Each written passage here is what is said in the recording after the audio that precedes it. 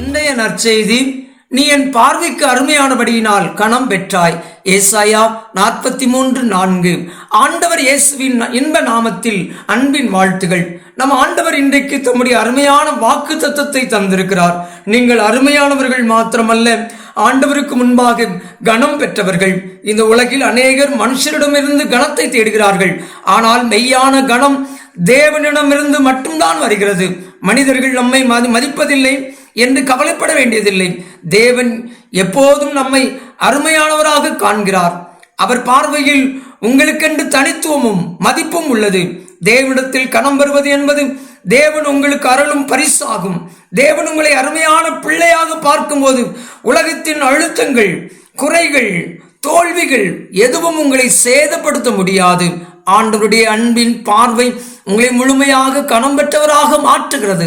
ஆகையால் நீங்கள் மகிமையினாலும் கனத்தினாலும் முடிசூட்டப்படுகிறீர்கள். உலகம் உங்களை பார்த்து இகழலாம், தள்ளிவிடலாம்.